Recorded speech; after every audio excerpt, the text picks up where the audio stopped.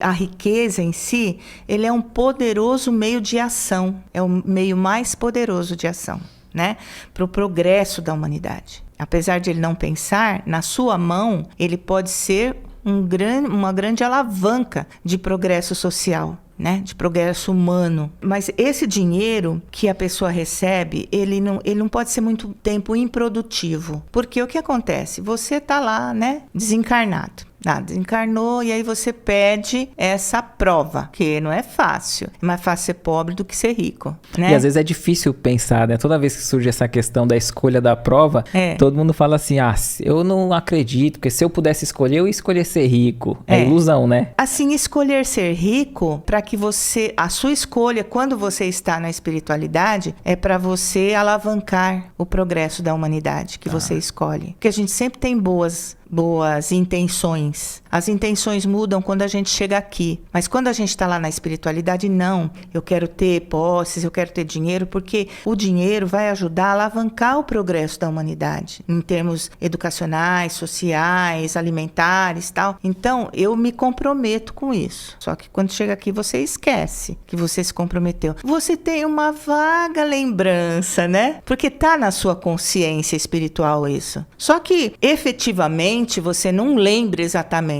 Você tem a sua consciência que te diz assim, olha... Tá errado. É como se fosse uma nuvem passando, você entendeu? Sim. Mas você tá tão bem. Quando a gente tem uma intuição que a gente sabe que tem algo errado, a gente não sabe explicar o porquê, né? Exatamente. É mais fácil ser pobre, às vezes. Sim, porque você não tem essa responsabilidade tão premente. Tá. Não que você não tenha responsabilidades, né?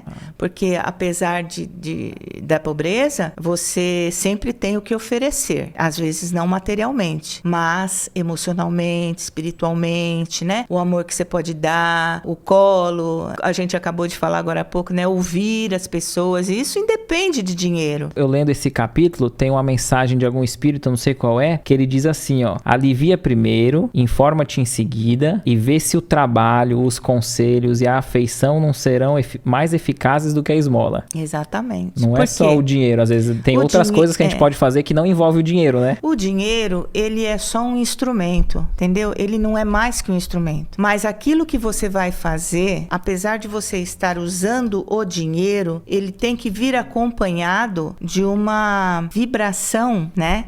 De doação. Mas não é doação de coisas, é doação pessoal. Aquilo que você pode doar. Aquilo querer que você... bem de verdade o outro, de verdade, né? Porque aí você leu, né? Primeiro auxilia. Alivia, informa-te em seguida e vê se o trabalho, o conselho, né? Porque, assim, eu ouço muito isso. Mas eu vou dar pra fulano, mas ele vai tomar em pinga. Aí a pinga é problema dele. O que você tá fazendo é problema seu. De repente ele vai levar uma comida pra casa. Mas você precisa saber exatamente?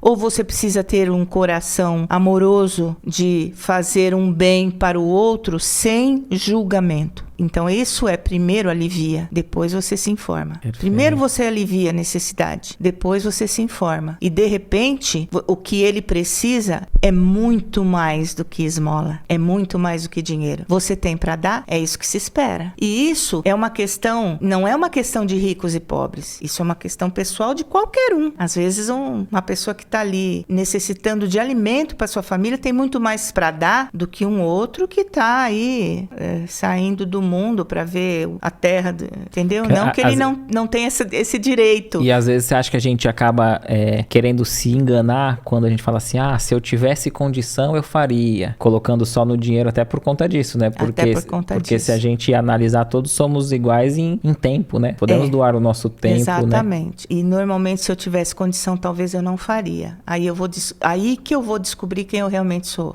Primeiro eu vou fazer isso para mim. Depois eu vou fazer isso para mim. E depois para mim, depois para minha família, meu pai, para minha mãe, sabe? E aí você se fecha num grupo familiar, o que tá lá fora. Quando desperta já tá em espírito, né? Já perdeu a oportunidade, exatamente, né? Então, assim, os espíritos se comprometem a vir porque essa é a intenção do dinheiro. Trazer progresso para a humanidade. Deus quer progresso. Nós precisamos sair dessa vidinha que a gente tá, de gente morrendo de fome. Deus não quer que seus filhos morram de fome. Isso não é prova. Isso não é expiação. Isso é um problema nosso, material. A pessoa pode vir com doença, pode vir com problemas familiares, pode vir com um monte de coisa, você pode, isso é da pessoa. Ela vai sofrer por essa consequência dos seus atos, ela plantou, ela vai colher, mas você acha que Deus quer que seus filhos passem fome? Não é obra de Deus, não é castigo divino. Não é obra divino, de Deus, não é castigo divino. Isso é uma condição do nosso planeta. Agora, essa condição só vai mudar quando? Quando as riquezas forem usadas para o bem da humanidade. O que você achou desse corte? Coloca aqui nos comentários a sua opinião sobre esse tema. Para ver o episódio completo, é só pesquisar Recomeçar Podcast Espírita. E caso tenha ficado alguma dúvida sobre a doutrina espírita, é perfeitamente normal. Procure ler as obras de Allan Kardec.